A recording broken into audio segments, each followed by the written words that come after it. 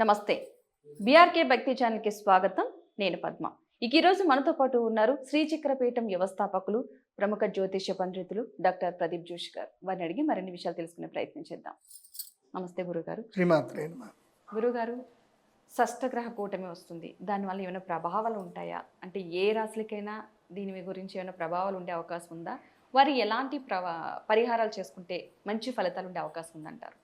శ్రీ గురుభ్యో నమః. శ్రీమాత్రే నమః. అచింత్యావ్యక్తరూపాయ నిర్గుణాయ గుణాత్మనే సమస్త జగదాధార మూర్తయే బ్రహ్మణే నమః. యోంతఃప్రవిశ్య మమ వాచమిమాం ప్రసుప్తాం సంజీవయత్యఖిల శక్తిధరస్వధామ్న అన్యాంశ్చ హస్తచరణశ్రవణత్వగాదీన్ ప్రాణాన్నమో భగవతే పురుషాయ తుభ్యం. శ్రీమాత్రే నమః. గ్రహణాలు జీవితాన్ని మార్చేటువంటి దిశానిర్దేశాలు. బాగా గుర్తుపెట్టుకోవాలి.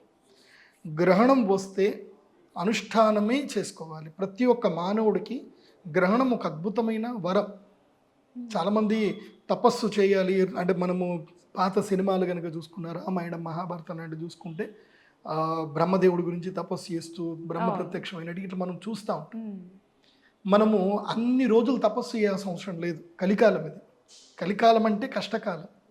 ఈ కలికాలములో ఒక వండర్ఫుల్ టైం దొరుకుతుంది. జస్ట్ ఒక 3 గంటల టైం, లక్కీయెస్ట్ టైం. ప్రతి సంవత్సరంలో ఈ 3 గంటలు ఎప్పుడు వస్తుంది అంటే గ్రహణం టైంలో మాత్రం వస్తుంది. అందులోనూ 30 ఏళ్ళకు ఒకసారి కొన్ని ముహూర్తాలు వస్తాయి. కొన్ని వేల సంవత్సరాలకు ఒకసారి కొన్ని దివ్య ముహూర్తాలు వస్తాయి. అంటే ఏ ముహూర్తం ఆ ముహూర్తం డిఫరెన్సే. ఇప్పుడు వచ్చేటువంటి గ్రహణ ముహూర్తం ఏదైతే ఉందో ఇది ఒక 30 ఏళ్ల క్రితం వచ్చింది, మళ్ళీ ఇప్పుడు వస్తుంది. 30 ఏళ్ల క్రితం వచ్చిన గ్రహణ ముహూర్తం. శనిగ్రహము 30 ఏళ్లకు ఒకసారి మూల రాశి లోపలికి ప్రవేశిస్తాడు. 30 ఏళ్లకు ఒకసారి మీన రాశి లోపలికి ప్రవేశిస్తాడు. మీన రాశిలో 2.5 సంవత్సరాలు ఉంటాడు. అయితే మీన రాశి లోపలికి ప్రవేశిస్తూనే గ్రహణం అవ్వడం మాత్రం ఇట్స్ రేర్ ఫ్యాక్ట్. ఇది 30 ఏళ్లకు ఒక్కసారి మాత్రమే జరుగుతుంది. జరగవచ్చు, జరగకపోవచ్చు. ఎందుకోసమంటే శని ఎప్పుడైతే దాని లోపలికి ఎంటర్ అవుతున్న టైంకి ఈ కాంబినేషన్ ఉండాలి, ప్లానటరీ కాంబినేషన్ ఉండాలి. ఇలా ఉండదు. సో నాకు తెలిసి ఇది 144 సంవత్సరాల క్రితం వచ్చినటువంటి ప్లానటరీ కాంబినేషను ఇప్పుడు మళ్ళీ వచ్చింది. అంటే ఇట్స్ అ రేర్ కాంబినేషన్. అంటే ఇట్స్ అ రేర్ ఆపర్చునిటీ అని కూడా అర్థం. రేర్ కాంబినేషన్ అంటే రేర్ ఆపర్చునిటీ. సో మీన రాశి లోపలికి బుధగ్రహం నీచబడిపోతాడు. బుధుడు నీచబడిపోయాడు అంటే ఆర్థిక ఇబ్బందులు వస్తాయి. ఎంటర్టైన్మెంట్ ఫీల్డ్ పడిపోతుంది. మీడియాలో కానీ ఎంటర్టైన్మెంట్లో ఉండేటువంటి వాళ్లకు ఇబ్బందులు కలుగుతాయి.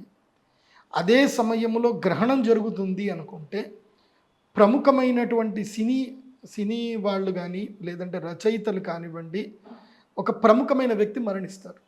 అందులోనూ స్త్రీలు మరణించే అవకాశం ఉంటుంది. సో ప్రముఖమైనటువంటి వ్యక్తులు మరణించే అవకాశం ఉంటుంది. అదొక్కటి చూడండి. కాబట్టి బుధుడు నీచంలో పోయాడు, శుక్రుడు ఉచ్చంలోకి వచ్చాడు మళ్ళీ. కానీ ఉచ్చంలో ఉన్న శుక్రుడికి గ్రహణం కూడా ఏర్పడుతుంది. కాబట్టి ఇప్పుడు గ్రహణం జరిగేటప్పుడు ఏ ఏ గ్రహాలు ఎక్కడెక్కడ ఉన్నాయనంటే, మొదలు శనిగ్రహం మేజర్ గ్రహం ఏంటంటే నెగిటివ్ ఇచ్చేటువంటి శనిగ్రహము మీనరాశి లోపలికి అడుగు పెడతాడు. రెండవది బుధగ్రహము నీచ స్థానం పడ్డాడు. మూడవ గ్రహం ఏంటంటే శుక్రుడు. 4, 5 గ్రహాలు ఏంటంటే సూర్యుడు, చంద్రుడు. ఆ తర్వాత రాహుగ్రహము. 6 గ్రహాలు ఒకే దగ్గర ఉన్నాయి. ఇంకొక గ్రహం కూడా ఉంది, అది మనం కౌంట్కి తీసుకోగానే యురేనస్. సో దాన్ని ఇంద్రగ్రహం అని అంటారు. ఇంద్రగ్రహం కూడా దాని లోపలనే ఇమిడింది. అంటే ఇది సప్తగ్రహ కూటమి. షష్టగ్రహ కూటమి జరిగినప్పుడు ఏం జరుగుతుంది అని అంటే, ఇది గ్రహణం జరిగింది. ఈ గ్రహణం జరిగినప్పుడు ఏం జరుగుతుంది అని అంటే, కొన్ని రాశుల వారికి 4 రాశుల వారికి అదృష్టయోగం ఇస్తుంది, 4 రాశుల వారిని కిందికి తొక్కేస్తుంది. అందులోపల 2 రాశులేమో పూర్తిగా నష్టపోయేటువంటి రాశులు, 2 రాశులు సాధారణంగా నష్టపోయే రాశులు, 2 రాశులు అద్భుతమైన అదృష్ట యోగాన్ని పొందేటువంటి రాశులు ఉంటాయి. ఇంకో 2 రాశులు సాధారణంగా రాజయోగాన్ని పొందేటువంటి, ఇంకొక 4 రాశులకి నాట్ గుడ్ నాట్ బ్యాడ్ అన్నట్టుగా ఉంటుంది. సో ఆ రాశులు ఏంటో జాగ్రత్తగా చెప్తాను, వినండి. అయితే ఈ షష్టగ్రహ కూటమి ఏంటంటే కనుక, ఇది సూర్యగ్రహణం ఏర్పడుతుంది. ఈ యొక్క కూటమిలో మీనరాశిలో సూర్యగ్రహణం ఏర్పడుతుంది.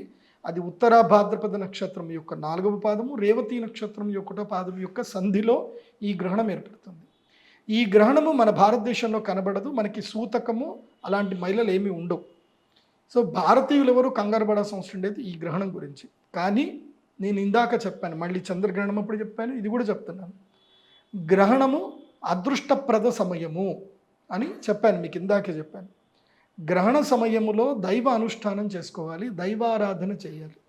అందుకే మనకి గ్రహణం సూతకం మైల అనేటట్టుగా పెట్టారు.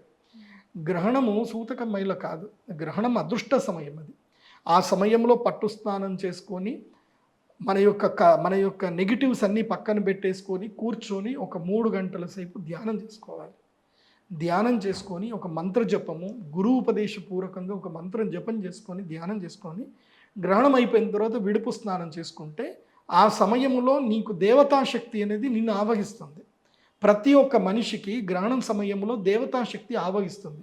ఎవరైతే గనక మంత్రజపం చేస్తారో ఆ మంత్రజపం చేసే వ్యక్తిని దేవతాశక్తి ఆవహిస్తుంది, గుర్తుపెట్టుకోండి. ఎవరైనా సరే అది మంత్రజపం చేసే ప్రతి ఒక్కళ్ళ వ్యక్తికి. అందుకే గ్రహణ సమయము పర్వకాలం అని అంటారు. అందుకే మా శ్రీచక్ర పీఠంలో ఈ గ్రహణ సమయంలో యాగం చేస్తాం. యాగం ఎందుకోసం చేస్తాము అంటే గ్రహణం ఎక్కడ ఏర్పడినా భూమండలం పైన కనిపిస్తుంది, ఎక్కడైనా భూమండలానికి కనిపిస్తుంది గ్రహణం అంటే అది ఎఫెక్టివ్ టైము, నెగిటివ్ టైం అది అని అర్థం. సో గ్రహణం జరిగింది కాబట్టి నెగిటివ్ టైం. ఎందుకోసం అంటే అది మనకి ప్రత్యక్షంగా కనిపిస్తుంది. It's a negative time. మనకి వెలుగునిచ్చేటువంటి సూర్యుడు కాసేపు కనబడకుండా పోతున్నాడు అనేది మనకి ఆ యొక్క ఈవెంట్ అనేది ఏం చెప్తుందంటే నెగిటివ్ టైం అని సూచిస్తుంది. ఆ టైంలో మనం చేయాల్సింది ఏంటంటే యాగం చేయాలి. దివ్యమైన మంత్రాలతో కూర్చొని దేవాలయంలో యాగం చేయాలి, ఇళ్లలో యాగం చేయకూడదు. నా శిష్యుడు నేనంటే విపరీతమైన ప్రేమ, మంచి పిల్లవాడు. కాకపోతే ఏంటంటే అతనికి ఉద్యోగరీత్యా బయటకు వెళ్ళలేకపోయాడు కోవిడ్కి బిగినింగ్ టైంలో. 2019లో అప్పుడు షష్టగ్రహ కూటమి ఏర్పడినప్పుడు వాడికి ఉద్యోగరీత్యా రాలేకపోయాడు. కండక్టర్ పిల్లాడు, వాడు ఇంట్లో చేయించుకున్నాడు, పెట్టకుండా నాకు చెప్పకుండానే ఇంట్లో చేసుకున్నాడు.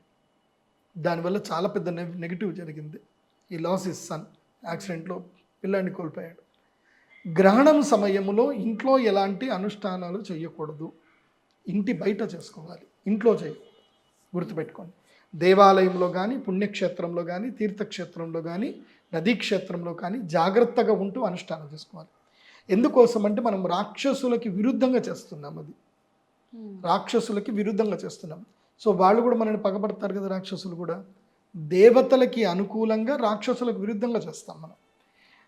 దానికి మనం దేవాలయంలో కూర్చొని ఎక్కడైతే యంత్రశక్తి ఉందో ఆ యంత్రశక్తి, గురుశక్తి ఎక్కడైతే ఉందో అక్కడ చేసుకోవాలి. ఇప్పుడు మా శ్రీచక్ర పీఠంలో మేము అనుష్ఠానం చేస్తాం ఈ సూర్యగ్రహణ సమయంలో. ఎందుకోసం అంటే నా దగ్గర ఒక శక్తి ఉంటుంది, ఒక రుద్రశూలం అనేటువంటి ఒక శక్తి ఉంటుంది. రుద్రశూలం ఎక్కడైతే ఉంటుందో అక్కడ నెగిటివ్స్ రావు ఇంకా. ఎందుకోసం అంటే అది రుద్రగణాల యొక్క శక్తిని చూపిస్తుంది. మీకు తెలుసో తెలియదో, అది రుద్రశూలానికి సంబంధించి ఆల్రెడీ ఒక సినిమాలో ఉంటుంది, అంజీ సినిమాలో ఉంటుంది. ఆ యొక్క శివుణ్ణి, ఆత్మలింగాన్ని కాపాడుతూ ఉంటుంది రుద్రశూలం. సో అది అప్పట్లో కోడి రామకృష్ణ గారికి మా నాన్నగారు ఇచ్చిన సలహా అనేది. కాబట్టి ఆ రుద్రశూలం మా దగ్గర ఉంటుంది. రుద్రశూలం అక్కడ ఉండి గ్రహణం సమయంలో రుద్రశూల స్పర్శ తీసుకోవాలి, రుద్రశూల స్నానం చేయాలి. నీ జీవితంలో ఎంత పెద్ద నెగిటివ్ ఉన్నా టప్ టప్ అని ఎగిరిపోతుంది అంతే.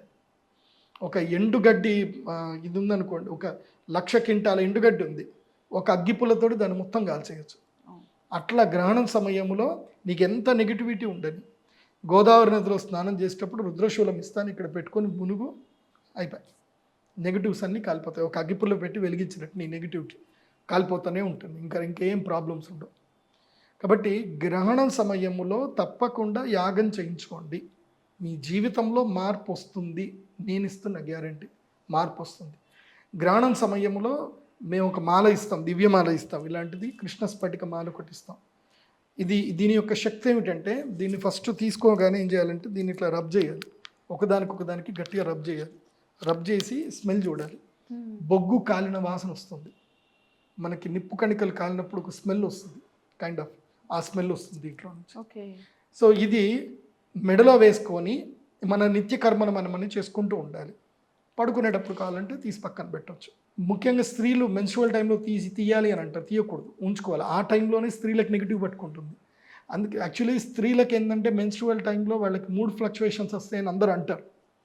వాస్తవంగా ఆ టైంలో నెగిటివ్స్ వాళ్ళని అట్రాక్ట్ చేస్తాయి. అందుకే ఆ కోపం రావడము, గొడవలు పెట్టుకోవడము, అన్యాచురల్గా బిహేవ్ చేయడం అందుకే జరుగుతుంది. అప్పుడు కంపల్సరీ ఇది వేసుకొని ఉంచుకోవాలి. సో ఆ నెగిటివ్ రాకుండా ప్రొటెక్ట్ చేస్తుంది అనమాట. సో ఇది పెట్టుకోవాలి. నెగిటివ్ ఎప్పుడైతే జరగబోతుందో నీకు తెలియకుండానే ఆటోమేటిక్గా నీకు ఆ స్మెల్ వస్తుంది. అంటే ఇది వర్క్ చేస్తుంది అన్నప్పుడు, నెగిటివ్ వచ్చినప్పుడు ఇది వర్క్ చేస్తుంది అన్నప్పుడు స్మెల్ వస్తుంది మనకి.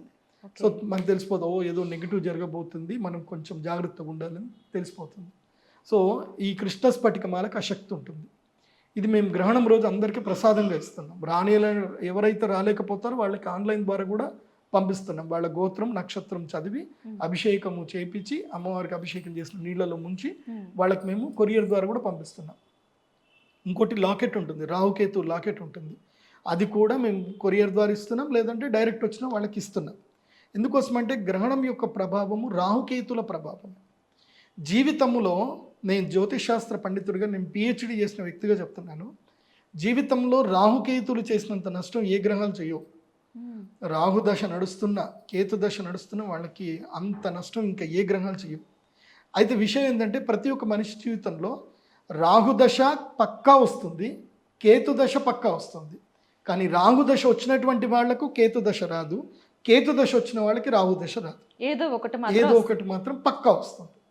ఆ వచ్చినప్పుడు ఉంటుంది చూడండి, మంచిగా పిండి మంచిగా తులిపి ఆరేస్తాడు, ఇంకా ఏం ఉంచడు, ఇంకా చాలా కష్టాలు పెడతాడు రాహుదశ.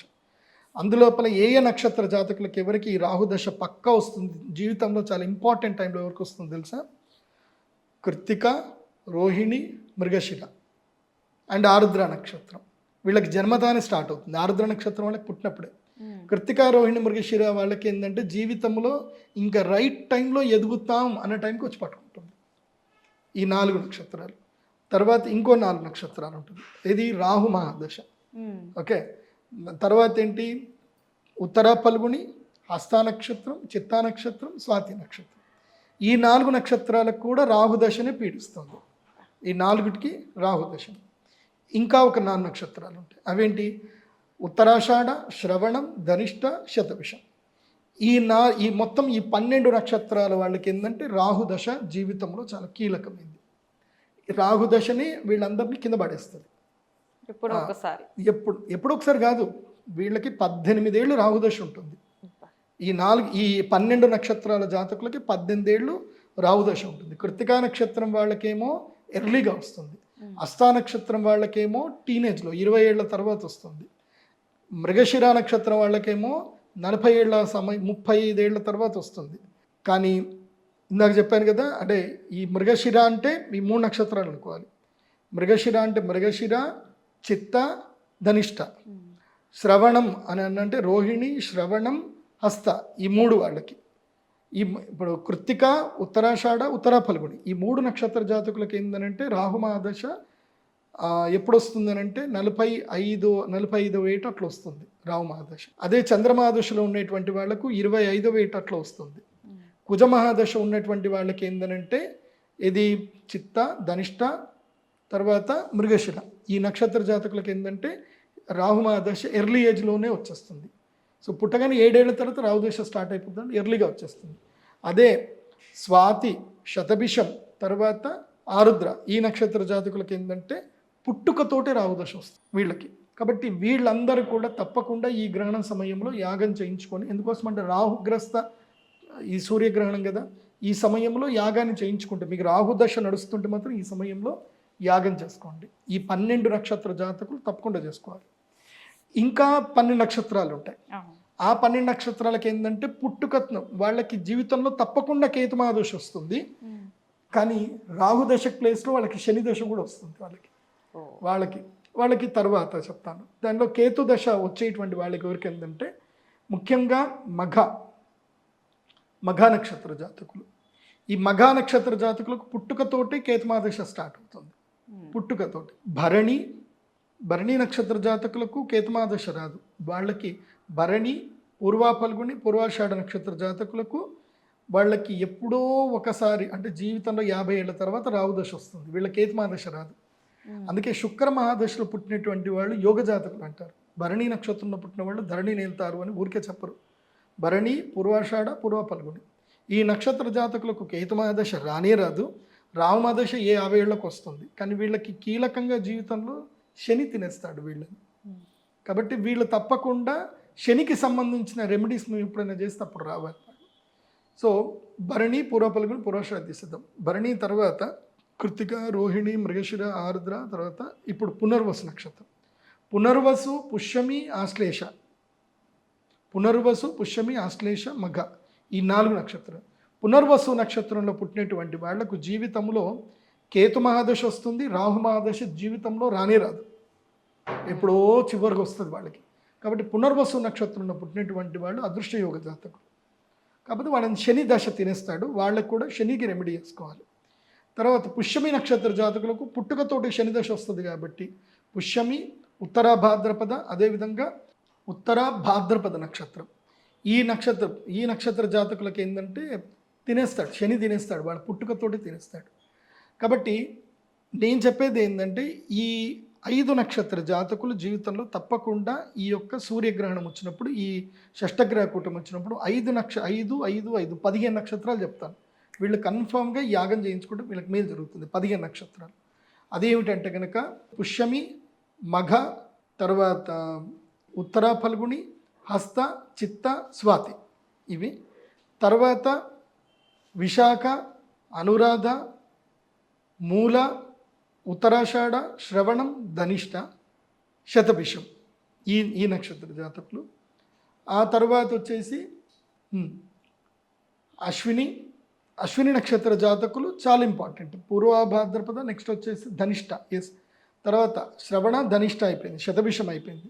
ఉత్తరాభాద్రపద, అశ్విని, కృత్తిక, రోహిణి, మృగశిర, ఆరుద్ర ఈ నక్షత్ర జాతకులు తప్పకుండా ఈ గ్రహణ సమయంలో రెమెడీ చేసుకోండి. మిగతా వాళ్ళకి వేరే టైం వస్తుంది, వాళ్ళకి ఇప్పుడు అవసరం లేదు. ఇదొకటి. తర్వాత రాశుల రీత్యా ఇప్పుడు ఎవరెవరికి నెగిటివ్ ఉంది అని అంటే మీనరాశి వారికి నంబర్ 1 పొజిషన్లో వీళ్ళకి నెగిటివ్ ఉంది.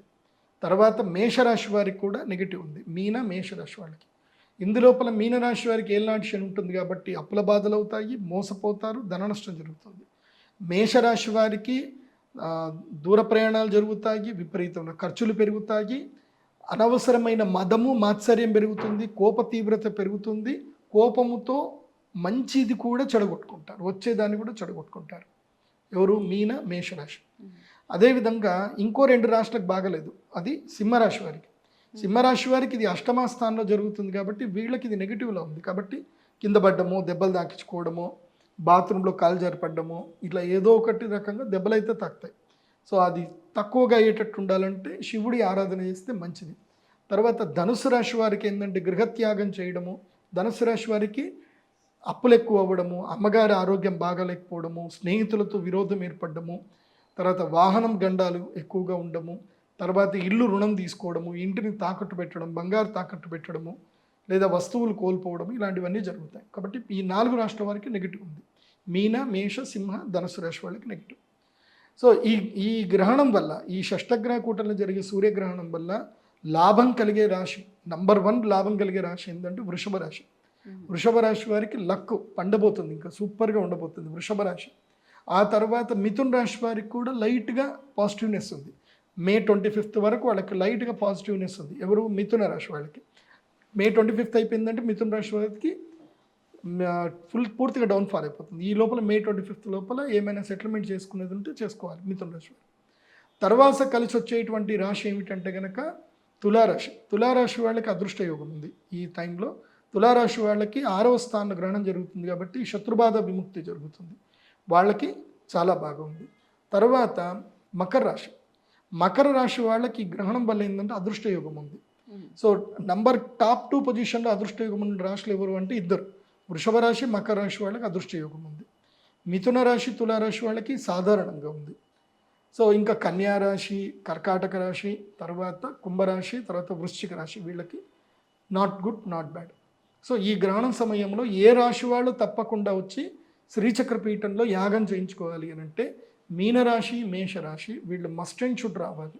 వీళ్ళు వచ్చి తప్పకుండా యాగంలో కూర్చొని ఈ యొక్క కృష్ణ స్ఫటికమాలను మెడలో ధరించి దైవానుగ్రహం పొందాలి. అదృష్ట యోగం కావాలనుకునేటువంటి రాశులు అంటే నెగిటివ్స్ ఉంటాయి కదా, నెగిటివ్స్ పోగొట్టుకుంటేనే కదా అదృష్టం వచ్చేది. సో ఆ రాశుల్లో వచ్చేసి వృషభ రాశి, మకర రాశి వాళ్ళు కూడా అటెండ్ అవుతే మంచిది. మిగతా వాళ్ళు మీ ఇష్టం, అటెండ్ అయినా అటెండ్ అవ్వకపోయినా అది మీ ఇష్టం. ఎందుకోసం అంటే గ్రహణం అనేటువంటిది పర్వకాలం, అదృష్టకాలం. ప్రతి ఒక్కరూ గ్రహణ సమయంలో దైవ అనుష్ఠానం చేసుకోవాల్సిందే. మా శ్రీచక్రపీఠంలో వచ్చి మేము యాగం చేసేటప్పుడు పక్కనే కూర్చొని మీరు దైవ ధ్యానం చేసుకుంటే మేమే వద్దాం, అందరికీ డబ్బులు అడగం. మేము దైవ ధ్యానం చేసుకొని సేవ చేసుకునే వాళ్ళకి ఎవరిని కూడా మేము డిస్టర్బ్ చేయం. మంచిగా చక్కగా పీఠం అనుకూలంగా ఉంది, దేవాలయంలో కూర్చొని అందరూ ధ్యానం చేసుకోండి. అందరికీ రుద్రశూల స్నానం మాత్రం నేను ఫ్రీగా ఇవ్వడం జరుగుతుంది. ఎంతమంది వస్తే అంతమంది రండి. మ్యాక్సిమం 1000 మందికి మాత్రం నేను చేయించగలుగుతాను. ఒక 100-200 మందికి నేను చేయించగలుగుతాను. లేనప్పుడు అందరికీ రుద్రశూలం ఇస్తాను, పట్టుకొని మునిగి తర్వాత ఇంకొకళ్ళకి ఇచ్చుకుంటూ వెళ్ళిపోండి. ఎంతమందికి చేయించాలి, నాకు అప్పటికే చేతులు కాడి ఉంచుతూ ఉంటాయి. నాకు ఆ రుద్రశూలం పెట్టిన కొద్దికి ఏంటంటే ఆ నెగిటివ్ తగులుతూ ఉంటుంది. నాకు ఈ చెయ్యంతా నొప్పిలేస్తుంది. ఒక్కసారి నేను ఆ రుద్రశూలం పెట్టాను అంటే ఒక 2 రోజులు రెస్ట్ తీసుకుంటే ఇంకా ఎవరికి కన్సల్టేషన్, ఎవరిని కలవడం ఉండదు. ఇంకా అంత ఉంటుంది. దైవానుగ్రహం ఏంటంటే రుద్రశూలం పెట్టగానే నాకు సినిమా కనిపిస్తుంది. వీళ్ళ జీవితంలో ఎక్కడెక్కడ ఏమేమి జరిగాయి, ఏం జరగబోతుంది అని సినిమా కనిపిస్తుంది నాకు. కొంతమందికి చెప్తాను, కొంతమందికి చెప్పను. ఎందుకోసమంటే కొంతమంది చెప్తే వినరు, కొంతమందికి చెప్పినా వినరు కాబట్టి చెప్పను. ఎవరికి చెప్పాలనిపిస్తే వాళ్ళకి మాత్రం చెప్తా. ఇది చెయ్యకు, ఇది చేసుకో అని చెప్తా అనమాట. సో అది చెప్పాలనిపిస్తే చెప్తా, లేకపోతే చెప్పను. అది రుద్రశూల స్పర్శ రెండప్పుడే ఉంటుంది. అది దైవశక్తి. ఎందుకోసమంటే ఆ రుద్రశూలం నాకు మా గురువు గారు హిమాలయ పర్వతాల్లో ఉండేటువంటి మహారాజు, ఆయన కానీ ఇచ్చి అంతర్ధానం అయ్యారు. అది ఇప్పటికీ మా శ్రీచక్ర పీఠంలో శక్తి సంపాతంగా ఉంటుంది. సో ఇది భారతదేశంలో ఎక్కడ కూడా లేదు. మొత్తం 12 రుద్రశూలాలు ఉంటాయి. ఆ 12 మందుల్లో ఇప్పుడు నాకు మాత్రమే ప్రసాదంగా ఒకటి కనిపిస్తుంది. ఇంకొకటి ఉంది, వాళ్ళ ఇంట్లో వాళ్ళు పెట్టుకున్నారు. వాళ్ళు వచ్చి అడిగారు ఈ రుద్రశూలం ఏంటంటే దీని ప్రభావం మీ ఇంట్లో ఒక వంశస్థుడు పుడతాడు, అలా నక్షత్రంలో పుట్టినప్పుడు దీని ప్రభావం వాళ్ళకు ఉంటుంది అని చెప్పి. అంటే ఆ నక్షత్ర జాతకులకు మాత్రమే అది ఫలిస్తుంది, వేరే వాళ్ళకు ఫలించదు.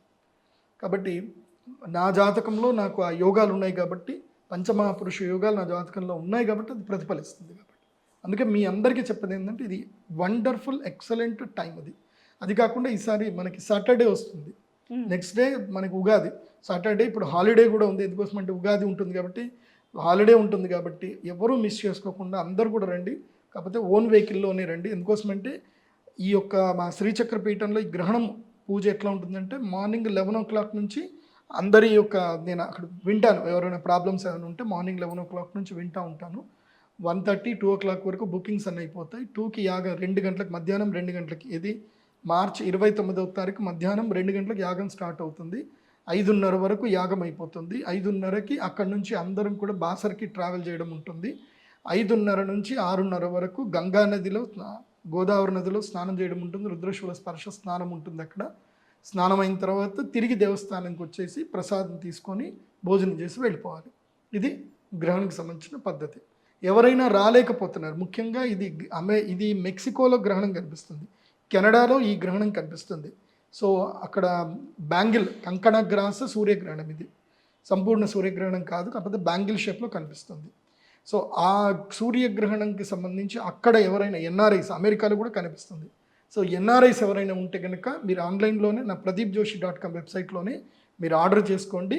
మీకు బై పోస్ట్ ద్వారా మేము ఏవైతే ఉందో లాకెట్స్ అవి ఏం పంపించేటివి అన్నీ కూడా మీకు కొరియర్ ద్వారా పంపించడం జరుగుతుంది. సో అందరూ యాగం చేసుకునే వాళ్ళు అందరూ కూడా రండి, తప్పకుండా దైవ అనుగ్రహం పొందండి. ఓం మహాగణాధిపతయే నమః. ఓం గురుభ్యో నమః. ఓం శ్రీమాత్రే నమః. పరమేశ్వర స్వరూపమైనటువంటి జ్యోతిష, వాస్తు మరియు ఇతర అనేకమైనటువంటి శాస్త్రములను మనకు అందించినటువంటి మహర్షులకి నమస్కారం. హయగ్రీవ హయగ్రీవ హయగ్రీవేతి యోపదేత్తస్స నిస్సరతే వాణి జనుకన్యా ప్రవాహవత్. అరుణాం కరుణాతరంగితాక్షీం ధృతపాశాంకుశపుష్పబాణచాపాం అనిమాదిభిరావృతాం మయూకైః అహమిత్యేవ విభావయే భవానీం. శ్రీమాత్రే నమః. ప్రేక్షకులకి ఆ లలితాంబిక అమ్మవారి యొక్క అనుగ్రహం పరిపూర్ణంగా కలగాలని స్ఫూర్తిగా కోరుకుంటూ మనం ఈరోజు పక్ష ఫలితములు అంటే 16వ తేదీ నుంచి 31వ తేదీ వరకు ఉండేటువంటి గ్రహస్థితిని ఆధారంగా చేసుకొని ఏ లగ్నముల వారికి, లగ్నం తెలియని వారు రాశిని చూసుకోండి, వారికి ఏ విషయాల్లో చాలా బాగుంటుంది, మరియు ఏ విషయాల పట్ల జాగ్రత్త వహించాలి, ఎటువంటి పరిహార మార్గం చేసుకోవాలి. అది కాకుండా మనకి ఈ పక్ష ఫలితాల ఎండింగ్ నుంచి ఉగాది ప్రారంభమవుతుంది. ఉగాది నుంచి ఈ కొత్త సంవత్సరం శ్రీ విశ్వవసునామ సంవత్సరంలో అన్ని విధాలా బాగుండాలంటే ఏ నియమాలు పాటిస్తే అందరికీ బాగుంటుందనేటువంటి విషయాలు చెప్తుంది నేనైనప్పటికీ కూడా చెప్పిస్తుంది సాక్షాత్ లలితాంబవారిగా భావిస్తూ ఒక్కొక్క రాశి గురించి ఒక్కొక్క లగ్నం గురించి తెలుసుకుందాం. ముందుగా మేషలగ్నము లేదా లగ్నం తెలియని వారు రాశిని చూసుకోవచ్చు.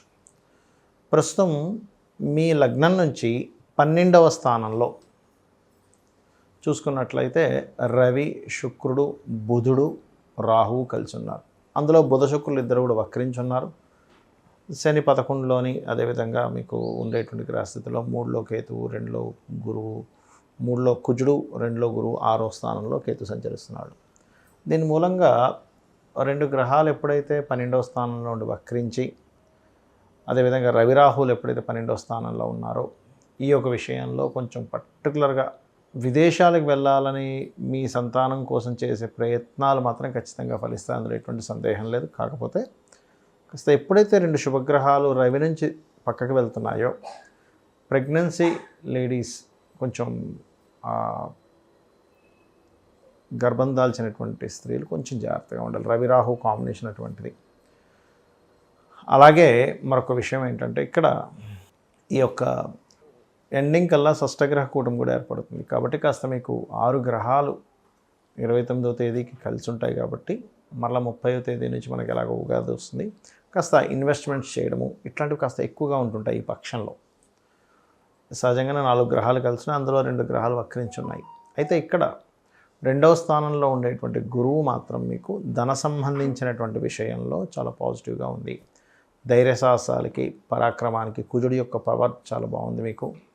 కాకపోతే మీరు పర్టికులర్గా ఈ షష్టగ్రహ కూటమిలో చతుర్థాధిపతి చంద్రుడు 29వ తేదీ వాటితో కలిసి ఉంటున్నాడు. 28, 29వ తేదీలు ఆ రవి రాహు వీటితో కలిసి ఉంటున్నాడు. కాబట్టి ఏదైనా ప్రాపర్టీస్ తీసుకునే విషయంలో కొంత జాగ్రత్తగా ఉండాలి. కుజుడు, కేతువు, బుధ రాశుల్లో ఉన్నందుకు అప్పులు ఇవ్వడము, అప్పులు తీసుకోవడము ఈ యొక్క అంశాల్లో కొంత జాగ్రత్తగా ఉండండి.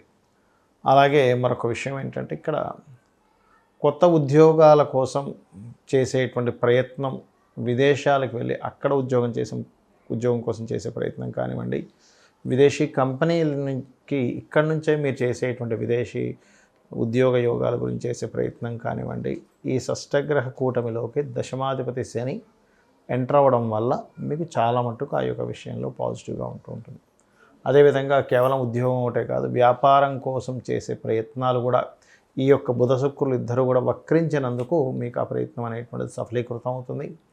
అలాగే మీరు చేయవలసినటువంటి దేవతారాధన దుర్గానామాన్ని మరియు సూర్య భగవాను ఎక్కువగా తలుచుకోండి. మీరు ఎంత సూర్య భగవాను, దుర్గాదేవిని ఎంత తలుచుకుంటారో అంత విధిగా బాగుంటుంది. అలాగే కొంచెం మధ్యవర్తుల వల్ల మీకు కొన్ని వివాహ సంబంధించిన విషయాల్లో కొంత అనుకున్నది మళ్ళీ ఇంకొక బంధువర్గం వాళ్ళ వల్ల కొంత మార్పులు ఇట్లాంటివి చూపిస్తున్నాయి. బట్ ఏదేమైనప్పటికీ కూడా మీరు ఎంత సూర్య నమస్కారాలు చేసుకోవడము, గోవుకి చక్కగా మీరు ఈ పక్షంలో బెల్లము 4 ఉండలుగా చేసి చిన్న ఉండలుగా 4 ఉండలు తినిపిస్తూ ఓం దుమ్ దుర్గాయ నమః అనుకోండి. దానివల్ల ఎక్కువగా ఆలోచించడం అంటే విపరీతమైన ఆలోచనలు ఉంటాయి కొంతమంది, అది తొలగిపోతుంది, ప్రశాంతత అనేటువంటిది లభిస్తుంది. గురువుగారు, ఉగాది రాబోతుంది కదా, ఉగాది కంటే ముందు రోజు షష్టగ్రహ కూటమి రాబోతుంది. ఆ రోజు నుండి ఏ రాశుల వారికి, ఏ నక్షత్రాల వారికి మంచి జరగబోతుంది, ఏ నక్షత్రాల వారికి సమస్యలు రాబోతున్నాయి, వాళ్ళు ఎలాంటి పరిహారం చేసుకుంటే మంచిదంటారు? తప్పకుండా అమ్మ. శ్రీ విద్యాం పరిపూర్ణమేరు శిఖరే బిందు త్రికోణే స్థితాం వాగీషాది సమస్తభూతజననీ మంచే శివాకారకే కామాక్షీం కరుణారసార్ణవమయీం కామేశ్వరాం కస్థితాం కాంతాం చిన్మయ కామకోటి నిలయాం శ్రీ బ్రహ్మ విద్యాం భజే. ఓం శ్రీ మహాగణాధిపతి నమో నమః. షష్ఠగ్రహ కూటమి అంటే ఒక రాశిలో 6 నక్షత్రాలు ఉండడం అమ్మ. అంటే ఒకే ఇంట్లో 6 ఉండటం. అది కూడా ఆ స్థానం అనేటువంటిది బృహస్పతి స్థానం అవ్వటం, మీనరాశి.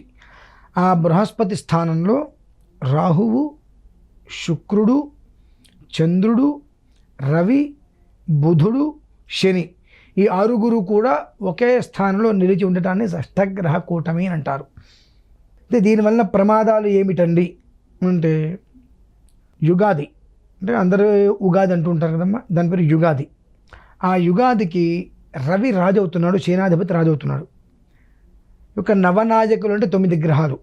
9 గ్రహాలలో విశ్వావసునామ సంవత్సరం మొత్తం 6 గ్రహాలు పాప స్థాయిలో ఉన్నాయి. 3 గ్రహాలే శుభగ్రహాలు. పాపగ్రహాలు 6, శుభగ్రహాలు 3 అవ్వటం. 6 గ్రహాలు షష్టగ్రహ కూటమిగా నిలిచి ఉండటం అనేటువంటిది ఒక 18 నక్షత్రాల వారికి ప్రమాదం అమ్మ. 18 నక్షత్రాల వారికి ప్రమాదం. ఈ నక్షత్రాలు అంటే 18 నక్షత్రాలు ఉన్నప్పుడు మనం తెలియాలిగా. ఆరుద్ర, స్వాతి, శతభిషం 3 నక్షత్రాలు. భరణి, పుబ్బ, పూర్వాషాఢ, రోహిణి, హస్త, శ్రవణం, కృత్తిక, ఉత్తరాషాఢ, ఆశ్లేష, జ్యేష్ఠ, రేవతి, పుష్యమి, అనురాధ, ఉత్తరాభద్ర. ఇవి మొత్తం 18 నక్షత్రాలు. ఈ 18 నక్షత్రాల వారికి కూడా ఇందులో ఎక్కువగా స్త్రీలకి ప్రమాదమమ్మ.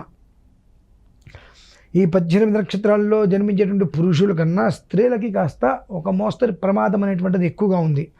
పురుషులకి ఏదైనా ప్రమాదం అనేటువంటిది సంభవిస్తే స్త్రీకి దానికి సంబంధించిన కష్టం వచ్చినా రాకపోయినా, స్త్రీకి కనుక ఈ 18 నక్షత్రాల్లో జన్మించిన ఆ స్త్రీకి కనుక ఏదైనా కష్టం వస్తే దాని ప్రభావం ఆ కుటుంబం మీద గట్టిగానే పడుతుంది ఖచ్చితంగా. ఎందువల్ల అదేంటండి అంటే, ఒక ఇంట్లో ఒక స్త్రీ ఇంటి పనులు జాగ్రత్తగా అన్నీ చూసుకుంటూ ఉంటారు. ఆవిడకి ఏదైనా ఒక ఇబ్బంది వచ్చి కనుక ఒకరోజు లేవలేకపోతే ఇంటిల్లి బాధ ఏమవుతుంది అంటే, ఇంకొకరికి వంట చేసుకోవడం అన్నీ ఇంట్లో అన్ని పనులు రావు, ఒక రకంగా ఇబ్బందులు పెడతారు. మళ్ళీ ఆవిడ 2 రోజులు అయిన తర్వాత మళ్ళీ కాస్త లేచుకొని మళ్ళీ చక్కదిద్దుకుంటే 10 రోజుల సమయం పడుతుంది ఇంచుమించుగా ఆవిడ తనను తాను మళ్ళీ సమకూర్చుకొని చేసుకోవడానికి. ఈ స్థితిలో ఈ 18 నక్షత్రాల వారికి కూడా సమస్యలు అయితే చాలా ఎక్కువనే ఉన్నాయమ్మా. నెల 15 రోజుల ముందు నుంచి వివరిస్తూనే ఉన్నాము. గత 15 రోజులుగా మాత్రం రోహిణి, హస్త, శ్రవణం, భరణి, పుబ్బ, పూర్వాషాఢ, పుష్యమి, అనురాధ, ఉత్తరాభద్ర, ఆశ్లేష, జ్యేష్ఠ, రేవతి వీరు చాలా దారుణమైనటువంటి ఇబ్బందులను ఎదుర్కొంటున్నారు. అంతకు మించి భరణి, పుబ్బ, పూర్వాషాఢ, రోహిణి, హస్త, శ్రవణం అనేటువంటిది మానసికంగా, ఆర్థికంగా, శారీరకంగా, మెంటల్గా టార్చర్. ఏ క్షణం ఎలా జరుగుతుంది అని. రోహిణి, హస్త, శ్రవణం కానీ, భరణి, పుబ్బ, పూర్వాషాఢ వీరికైతే శస్త్రచికిత్సలు కూడా జరిగేటువంటి అవకాశాలు ఎక్కువ ఉన్నాయమ్మా. ఏదో ఒక కారణం చేత సమస్య అనేటువంటిది ఉత్పన్నం చాలా ఎక్కువగా ఉన్నది. దీని నుంచి మరి బయటపడాలంటే ఏంటి అని అంటే, కామాఖ్యే వరదే దేవి నీలా పర్వతవాసిని అని కామాక్షి అమ్మవారమ్మ గోహతిలో ఉంటారు. అస్సాం 28వ తారీఖు రాత్రి, ఆ రాత్రికి అమావాస్య ఉందమ్మా. ప్రతి ఒక్కరూ ఈ 18 నక్షత్రాలు ఇప్పుడు ఏవైతే చెప్పామో ఆ ప్రతి ఒక్కరూ కూడా 100కి 100% గౌహతి వెళ్ళి అక్కడ కొన్ని రకాలైన పరిహారాలు చేసుకొని తీరవలసినదే. కనీసం మాత్రం పరోక్షంగా అయినా సరే అక్కడ జరిగేటువంటి దాంట్లో పాల్గొని వాళ్ళు కొన్ని పరిహారాలని కనుక చేసుకోగలిగితే గుడ్డి కన్నా మెల్ల ఉత్తమం అంటారు కదమ్మా. ఆ రకంగా వాళ్ళు బయటపడడానికి ఒక అవకాశం అయితే భగవంతుడు ఇచ్చాడు. అది కూడా ఎందువల్లనంటే 18 శక్తిపీఠాలలో విశేషమైన మూల స్తంభం కామాక్షి అమ్మవారు. ఈ కామాక్షి అమ్మవారు పరిసరాలలోనే దశమహావిద్యాధి దేవతలు అక్కడే స్థానమై ఉంటారు. అసలు వీళ్ళెవరండి? ఓకే, మనం మామూలుగా ఇప్పుడు చిన్నమస్త అమ్మవారని చెప్పి, వారాహి అమ్మవారని చెప్పి మనం అనుకుంటూ ఉంటాం. వీరందరూ కూడా దశమహావిద్యాధి దేవతలు. వీరందరూ కూడా అక్కడే ఆ అమ్మవారిని ఆరాధిస్తూ ఉంటారు. అంత విశేషమైనటువంటి శక్తి. అక్కడికి వెళ్ళటమే సగం దోషాలు పోతాయమ్మా. ఆ వెళ్ళేటువంటి యోగం అందరికీ అనుకూలించదు. వెళ్దామనుకునే చివరి సమయంలో కూడా కొంతమంది ఆగిపోవాల్సిన పరిస్థితి వస్తే కర్మ ప్రారంభం అంటారు దాన్ని, ఏం చేయలేం. అటువంటి స్థితి చాలామందికి ఉంటుంది. ఆ కర్మ ప్రారంధము అనేటువంటిది ఏ స్థాయిలో ఉంటుందో అనుభవించే వాళ్ళకి మాత్రమే తెలుస్తుంది. కనుక ఇప్పుడు మేము అదే కోవకి చెంది అదే నక్షత్రాలకు చెందిన వాళ్ళము మా కుటుంబంలోనే చాలామంది ఉన్నాం. మేము 28వ తారీఖు బయలుదేరి వెళ్తున్నాము. ఎక్కడికి? గౌహతి కామాఖ్య అమ్మవారి దగ్గరికి వెళ్ళి ఆ రోజు రాత్రి అక్కడ కొన్ని రకాలైనటువంటి పరిహారాలు అక్కడ చేస్తున్నామమ్మ. మర్నాడు ఉదయం కూడా మంత్ర యంత్ర తంత్ర విషప్రయోగాది వాటికి విరుగుడుగా ఒక రకమైన పరిహారం అనేటువంటిది మర్నాడు ఉదయం అమావాస్య సమయంలో మేము చేస్తున్నాము. అక్కడ కొంతమంది ద్వారా నిర్వర్తించే ప్రయత్నాలు చేస్తాం. ఎందుకంటే మనం చేసేటువంటి దైవిక విధానంలో ఉంటుంది, కొంతమంది తంత్ర విధానంలో చేస్తారు. ఆ తంత్ర విధానంలో చేసేటువంటివి కొన్ని మనం చూడలేము కూడా. వాళ్ళు చేసే రకరకాల ప్రక్రియలు ఉంటాయి, మనం చూడలేము. అవి వాళ్ళ చేత చేయిస్తూ మనం చేసేటువంటి ప్రక్రియ ఏదైతే ఉంటుందో మంత్ర విధానం అనేటువంటిది ఆ రోజు రాత్రి మర్నాడు ఉదయం కూడా చేయటం జరుగుతుంది. కనుక ఇప్పుడు చెప్పబడినటువంటి 18 నక్షత్రాల వారు కష్టమైన నష్టమైన వారు వారి కుటుంబాల్ని ప్రశాంతంగా కుటుంబాలతో ఉండాలి, మనకి ఏ సమస్యలు రావద్దు అనుకున్నప్పుడు ఖచ్చితంగా ఆ షష్ఠగ్రహ కూటమి అమావాస్య శనివారం, ఇంకొక మాట చెప్తా గట్టిగా గుర్తుపెట్టుకోండి, రేపు 22వ తారీఖు శనివారం ఉందమ్మా. ఎల్లుండి, రేపంటే ఎల్లుండి 22వ తారీఖు శనివారం అష్టమి. ఆ అష్టమి నుంచే ఈ నక్షత్రాల వారికి పీడన అనేటువంటిది ప్రారంభమవుతుంది. ఏదో ఒక రకంగా మానసిక శారీరకంగా దౌర్బల్యములు ఇబ్బందులు అనేటువంటివి మనిషిని చుట్టుముడుతూ ఉంటాయి. ఖచ్చితంగా అర్థమవుతుంది. ఇప్పుడు నేను చెప్పేది ఏదో భయపెట్టడానికి ఇంకోటి చెప్తున్నాను అనుకోవచ్చు చూసిన వాళ్ళు, కానీ 22 శనివారం అష్టమి రోజు నుంచి అమావాస్య వరకు వాళ్ళకు పడేటువంటి మానసిక ఆవేదనలు చూసారా, ఆ ఆవేదనలకి మాత్రం ఖచ్చితంగా వారు అక్కడికి రావటమా, అక్కడికి వెళ్ళే మారాంటి వాళ్ళ ద్వారా గోత్రనామాలతో వాళ్ళు చేయించుకోవడం, ఏదో ఒకటి చేయించుకునేటువంటి పరిస్థితి వాళ్ళకి ఏర్పడుతుంది. ఎందుకంటే ఆ పరిస్థితి ఉన్నది. వారం రోజుల ముందు నుంచే దాని యొక్క ప్రభావం వాళ్ళు గట్టిగా చూడగలుగుతారు రోజు ఖచ్చితంగా ఏదో ఒక విధంలో. కనుక తస్మాత్ శాస్త్రం ప్రమాణంతే వర్తతే కామ్యకారక. కనుక అన్ని విధాల ప్రతి ఒక్కరూ కూడా ఈ 18 నక్షత్రాలలో జన్మించిన వారు జాగ్రత్తగా ఉండటము తప్పదు, తప్పనిసరి. అజాగ్రత్త అనేటువంటిది అనేక రకములైనటువంటి ఇబ్బందులకి తావిచ్చేటువంటి అవకాశాలు ఉన్నాయి. కనుక ఏమాత్రము కూడా అజాగ్రత్త లేకుండా జాగ్రత్త పడుతూ, సమయం అనేటువంటిది చాలా తక్కువగా ఉంది కాబట్టి వాళ్ళు ఒకవేళ డైరెక్ట్గా వస్తే ట్రైన్ బుక్ చేసుకుని రావచ్చు, లేదా మేము ఫ్లైట్లో వెళ్తాం 28 ఉదయం, మాతో కలిసి అయినా వచ్చే ప్రయత్నం చేయవచ్చు. ఏ రకంగా అయినా సరే 28 రాత్రి 29 ఉదయం అక్కడ కొన్ని రకాల పరిహారములు ఏవైతే మంత్రయంత్ర తంత్రానుసారము వైదిక విధానాన్ని అనుసరించి చేసేటువంటి ప్రక్రియలు ఉన్నాయో వాటిలో ఎందు ప్రత్యక్షంగా లేక పరోక్షంగా పాల్గొనటము అనేటువంటిది వాళ్ళ జీవితానికి అనేక రకమైనటువంటి వృద్ధి అనేటువంటిది మాత్రం నేను ఖచ్చితంగా వివరిస్తానమ్మా. కొన్ని గత వారం రోజులుగా చూస్తే భరణి పూర్వాషాఢ కావచ్చు, రోహిణి హస్తాశ్రవణం కావచ్చు, ఈ నక్షత్రాల వారు పడుతున్నటువంటి ఆవేదనలు అంతా ఇంత కాదు, ప్రత్యక్షంగా కళ్ళతోటి చూశాం. ప్రతి వ్యక్తికి విడివిడిగా దానికి ఏదో పరిహారం చేద్దామంటే అది సామాన్యమైన ఖర్చు కాదమ్మా. అలా అని చెప్పి ఎవరి చేత ఖర్చు పెట్టించడం కూడా ఇష్టం లేదు. ఏది ఎంతవరకు చేస్తే జీవితం బాగుంటుందో అంతవరకు ఆ విధానాన్ని అనుసరిస్తే వాళ్ళ జీవితం అనేటువంటి కుదుట పడాలి. కుదుట పడితే మనం ఏ పనైనా బ్రహ్మాండంగా చేసుకుంటాం. మనిషికి ఆయుష్, ఆరోగ్యం ఈ రెండు అవసరమే. చక్కటి ఆరోగ్యం ఉండి ఆయుష్ లేకపోయినా ఉపయోగం లేదు, చక్కటి ఆయుష్ ఉండి ఆరోగ్యం లేకపోయినా ఉపయోగం లేదు. కాబట్టి ఈ రెండిట్లతో పాటుగా మూడోది ఐశ్వర్యం కావాలి. ఈ మూడిట్లని మనం సమపాళ్ళల్లో అంటే బ్యాలెన్స్డ్గా మనం తీసుకోవాలనుకుంటే దానికి మూలాధి దేవత ఆ వరాల్ని మనకి ఇచ్చేటువంటిది, కోరినటువంటి కోరికల్ని తీర్చే బంగారు తల్లి కల్పవల్లి అని కూడా మనం అమ్మవారిని చెప్పవచ్చు. ఆ కామాక్షి అమ్మవారి దగ్గరికి వెళ్ళి ఆవిడ దర్శనం, అక్కడ విధానం అనేటువంటిది మనం ఖచ్చితంగా నిర్వర్తించుకోవాలి. అది మాత్రం మర్చిపోకుండా ప్రతి ఒక్క మనిషి కూడా చేసి తీరవలసినటువంటి విధానము ఈ 18 నక్షత్రాల వరకు. అది మా విషయం అయితే. గురుగారు, ముఖ్యంగా మనం మాట్లాడుకోవాలంటే ఈ నెల 29 షష్టగ్రహ కూటమి ఉండబోతుంది. పైగా ఆ రోజు అమావాస్య కూడా ఉండబోతుంది. మరి అంటే బ్రహ్మగారి కాలజ్ఞానం నిజమబోతుందా, ఏం జరగబోతుంది అంటారు? బ్రహ్మంగారి కాలజ్ఞానం అనేది పక్క పెడితే అమ్మ, షష్ఠగ్రహ కూటమి ఈసారి మనకు మీనరాశిలో వస్తుంది. షష్ఠగ్రహ కూటమి అనంటే 6 గ్రహాలు ఏక సంచరణ చేయడము. అలాగే 6 గ్రహాలు ఏకపక్షంలోనే రావడం, పైగా అదే రోజు అమావాస్య. అవును. దానివల్ల ఏంటంటే ఇరపూర్వంలో ఎలా అయితే మనము కరోనా అనే దానికి ఎలా అయితే భయపడ్డామో ఇప్పుడు కూడా అలా భయపడక తప్పదు. ఇంకో మహమ్మారి రాబోతుంది కూడా, అది అలాగే. సత్యం. అలాగే. ఇంకో వైరస్ ఏదో ఒకటి ఖచ్చితంగా వస్తుంది, రాదు అని చెప్పను నేను. అయితే ఇందులో ఇంకోటి ఏంటి అంటే ఈ మీనరాశిలో కూడా రావడం వల్ల చాలామందికి దరిద్రం అనేటువంటిది ఎంబడిస్తుంది. అలాగే. అంటే ఏ రాశులకు వారికి ఉండవచ్చు? ముఖ్యమైనది అయితే మీనరాశి అమ్మ. ఇందులో ఎక్కువ రాశి వాళ్ళకి ఎందుకనంటే ఒక మాట అడుగుతా, మనకు కరోనా వచ్చింది పంచగ్రహ కూటమిలో, వచ్చింది. మరి అప్పుడు ఏ రాశుల వారు ఇబ్బంది పడ్డారు? ప్రత్యేకంగా ఈ రాశి వాళ్ళే ఇబ్బంది పడ్డారని ఉందా? ప్రపంచం మొత్తం గజగజగజ వణికింది. మరి యొక్క మీనరాశి వాళ్ళకని చెప్పలేము. ప్రపంచంలో ఉండే వాళ్ళకు ఎవరికైనా సరే ఏ నక్షత్రం కంటే ఆ నక్షత్రం అని కాదు.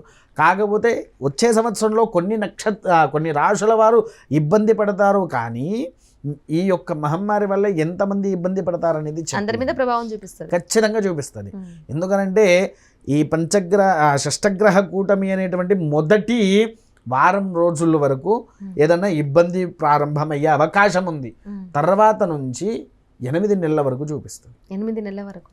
ఈ 8 నెలల్లో ఏ క్షణంలోనైనా తీవ్రంగా ఒక్కటేంటి అంటే జననం కంటే మరణాలు ఎక్కువ జరుగుతాయి.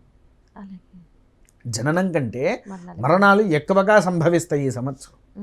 దానివల్ల ఆచితూచి వ్యవహరించాలి. ఇదివరకు అన్నట్టుగా ఈ మాస్కులు పెట్టుకునే బయటికి వెళ్ళాలి. దానివల్లనే శరీరతత్వ ఆరోగ్య తత్వాలు ఏకమవుతాయి. విన్నారా? లేకపోతే మనలో ఉండే ఏంటిది అది ఇమ్యూనిటీ పవర్ అనేది తగ్గిపోతుంది. విన్నారా? ఇదే జరుగుతుంది అది జరుగుతుంది అనేది ఈ కాలజ్ఞానం విషయం పక్క పెట్టేసేయండి కాసేపు. ఎందుకంటే దాంట్లో కొన్ని జరిగాయి, కొన్ని జరగలేదు.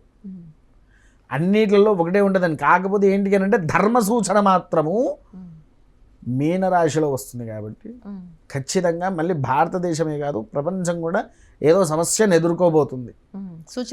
సూచన అయితే ఉన్నది. దాన్ని మనము ఎలా అనే మన ధైర్యంతో దాన్ని మనం కాపాడుకోవాలి. అలా కాపాడుకున్న తర్వాతనే అప్పుడు మనం కరోనాలో ఏ విధంగానైతే కాపాడుకున్నామో అలానే మనది మనం కాపాడుకోవాలి. రాశుల మీద నక్షత్రాల మీద కాసేపు పక్కన పెట్టి ఈసారి మన ధైర్యంతో మనం బతకాలి. అలాగే గురుగారు. అన్నారా? ఇది పాటించండి, సరిపోతుంది. గురుగారు, జరిగేదాన్ని ఎలాగూ ఎవరు ఆపలేదు, అలాగే జాగ్రత్తగా ఉండాలని మీరు ముందే చెప్పేశారు. కాకపోతే అంటే దైవపరంగా ఏ దేవుని పూజిస్తే మంచిది, ఎటువంటి రెమెడీస్ కానీ పాటించాలి? దైవపరంగా ఆరోగ్యాన్ని సంరక్షించేవాడు సూర్యుడమ్మ మొదలు. దాంట్లో ఏంటంటే అరుణ హవనము, అరుణ పారాయణము, అరుణ హవనము అనేటువంటిది ముఖ్యమైనది. ఇది ఆచరించిన వారికి ఆరోగ్యంలో ఎటువంటి పవర్ అనేటువంటిది లేదు. మీరు ఇది కూడా వినే ఉంటారు. ఎప్పుడు ఆ కరోనా వచ్చిన పీరియడ్లో హవనాలు చేసినప్పుడు ఆ ధూమం అంటే ఆ పొగ ఎంత దూరం అయితే వ్యాపించిందో అంత దూరం వరకు ఎవరికి ఎటువంటి అనారోగ్య సమస్యలు లేకుండా ఉన్నారు. అది మీరు ఎంతోమంది కూడా వినే ఉంటారు. విన్నారా? ఒక్క హవనము చేసినందుకే మనిషి దగ్గర ఉండేటువంటి దరిద్రాన్ని తీసేస్తుంది.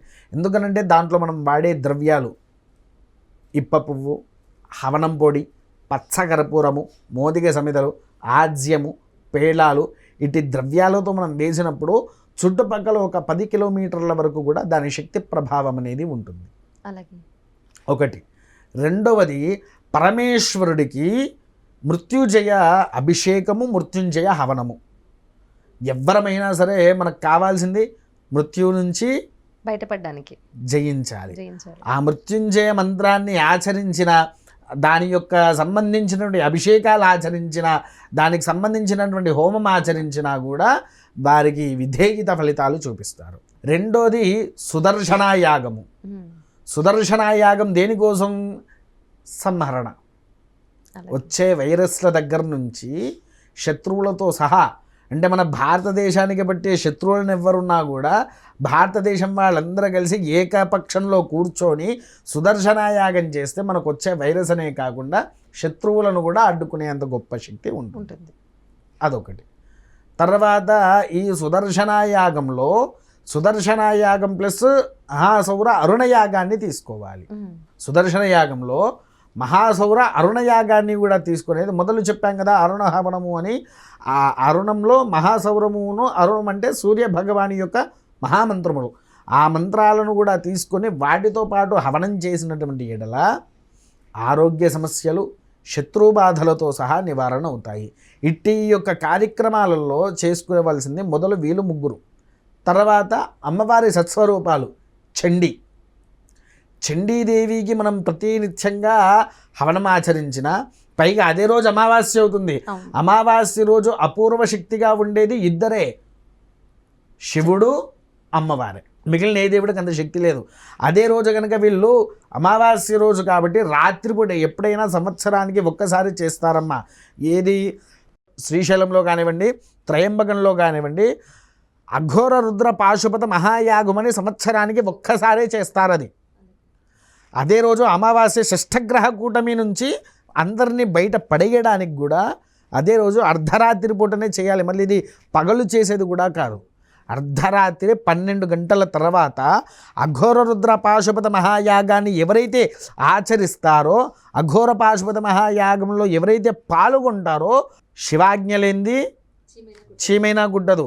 ఆ చీమ మనల్ని కుట్టకుండా ఉండాలంటే అఘోర రుద్ర పాశుపత యాగం చేస్తే ఆ చీమ మనల్ని కుట్టకుండా వెళ్ళిపోతుంది. అంటే దానివల్ల మనకేమున్నట్టు, శివాజ్ఞ ఉన్నట్టే కదా మనల్ని సంరక్షించడానికి.